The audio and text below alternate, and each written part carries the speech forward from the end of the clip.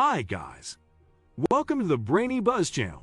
So before we get started, make sure to hit that like button, also subscribe to my channel. 15 skills that are hard to learn but will pay off forever. So make sure to watch the full video. The best things in life may be free, but that doesn't mean they won't take time, sweat, and perseverance to acquire. That's especially the case when it comes to learning important life skills.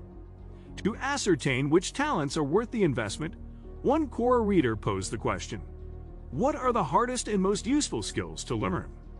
We've highlighted our favorite takeaways, as well as a few other skills we thought were important. Empathy. You could be the most disciplined, brilliant, and even wealthy individual in the world.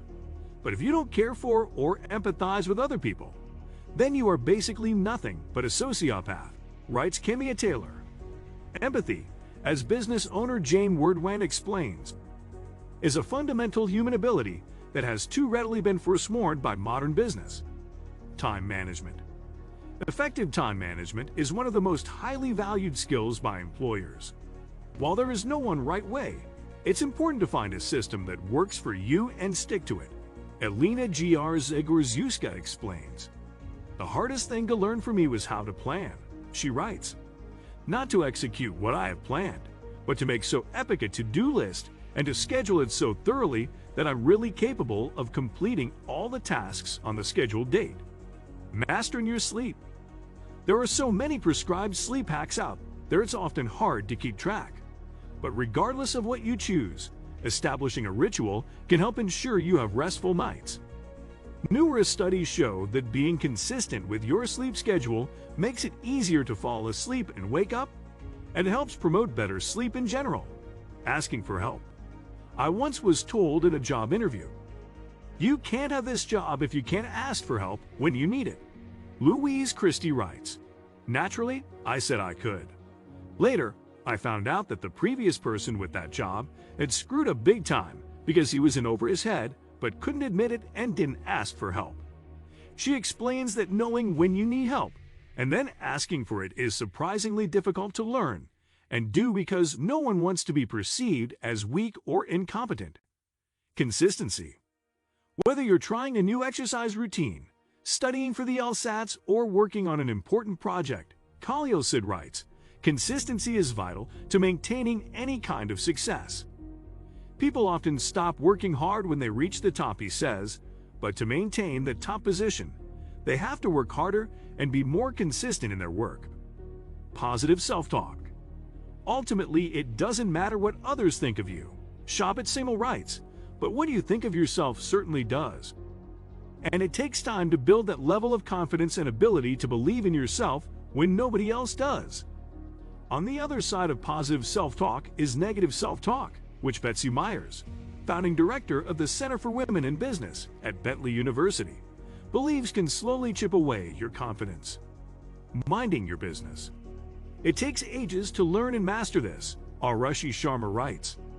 Sticking your nose into other people's work isn't helpful and wastes time and resources, she says. You have no right to put forth your 2 or 4 cents, even if you are the last righteous person standing. Knowing when to shut up and actually doing it. You can't go around whining about every other thing that seems not so right to you in this world, writes Rashna Nazir. Sometimes you just need to shut up. There are many instances when keeping yourself is the best course. When we are angry, upset, agitated, or vexed. And Weshajana writes, we blurt out anything and everything that comes to our mind. And later, you tend to regret it. Listening. Along with shutting up comes listening, Richard Careva says. Most of us in the workplace are so overwhelmed with things to do. Instant messaging, phones ringing. Our brain can only tolerate so much information before it snaps. Nicole Lipkin, author of What Keeps Leaders Up at Night, previously told Business Insider. Resisting gossip. The most important thing in life to me is relationships, Jason T. Wajaja writes. And the most important thing about building and keeping good relationships is trust. One of the easiest ways to lose trust, he says, is to gossip about people behind their back. Wajaja says learning not to gossip was hard to do because it meant missing out on possibly important conversations. distancing himself from influential people, and awkwardly having to tell people, "Hey, sorry to interrupt, but I really don't need to know that. Could we talk about something else?" Honesty. Being completely honest with others can be awkward, but just because you don't have anything nice to say, that doesn't mean you shouldn't say it. Facebook COO Sheryl Sandberg is a proponent for radical candor, which is feedback that lies at the intersection of caring about people personally and being willing to piss them off. Staying present in the moment.